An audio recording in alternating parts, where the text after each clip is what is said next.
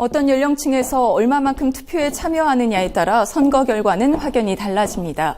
이번 20대 총선 역시 마찬가지입니다. 역대 총선 투표율을 살펴보고 2000년대 들어 투표 양상이 어떻게 변화하고 있는지 국회의원 선거를 중심으로 보겠습니다. 먼저 국회의원 선거 시 투표에 참여한 유권자 비율입니다. 노태우 정부 출범 이후 치러진 13대 총선부터 지난 19대 총선까지의 투표율을 보겠습니다. 점차 투표율이 낮아져 지난 18대에는 46.1%로 역대 최저 투표율을 보였습니다. 지난 19대 총선에서 8.1%포인트가 반등했으나 이 역시 불과 54.2%의 투표율에 그쳤습니다. 유권자 2명 중 1명은 투표하지 않은 셈입니다. 유권자들의 정치 참여가 전반적으로 줄고 있다고 볼 수 있습니다.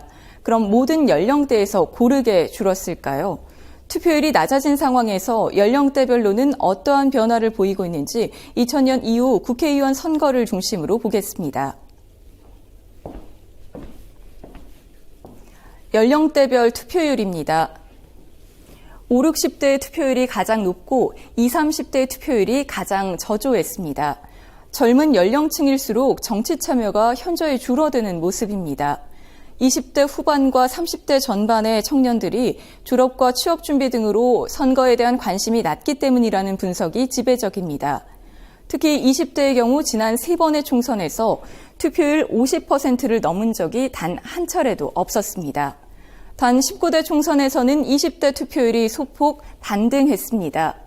20, 30대의 정치 참여가 늘었다고 볼 수는 있지만 여전히 참여율이 가장 저조하고 다른 모든 연령대에서도 투표율이 증가해 선거 판세에 크게 영향을 미쳤다고 보긴 어렵습니다. 한편 20대에서도 20대 후반보다 20대 전반의 투표율이 상대적으로 높았습니다. 군입대 장병들의 부재자 투표가 반영된 것으로 보입니다.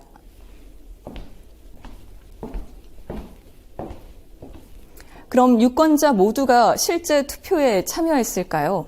지난 19대 국회의원 선거를 중심으로 연령대별 선거인 비율과 투표자 비율을 비교해 보겠습니다. 선거인 비율입니다. 전체 유권자에서 20대가 차지하는 비중은 16.4%로 가장 적었고 40대가 21.9%로 가장 많았습니다.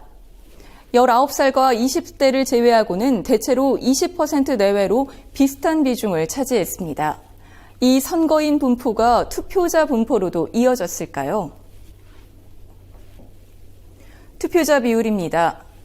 40대 이하 연령층에서의 비중은 줄고 5, 60대 이상 연령층에서의 비중은 늘었습니다.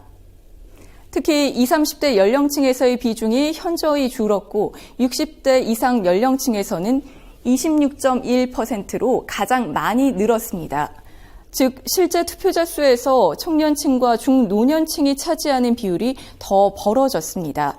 50살 이상 연령층이 전체 유권자에서 20대보다 많을 뿐 아니라 실제 투표에서도 더 높은 비중을 차지해 선거 결과에 큰 영향을 미친다고 볼 수 있습니다. 투표는 사회를 변화시킬 수 있는 기회이자 권리입니다. 그래서 변화의 주체가 되어야 할 젊은 층의 투표가 더 중요합니다. 그 권리를 스스로 포기하는 일은 없어야겠습니다. 이제 불과 21일 남았습니다. 투표의 힘, 장부경입니다.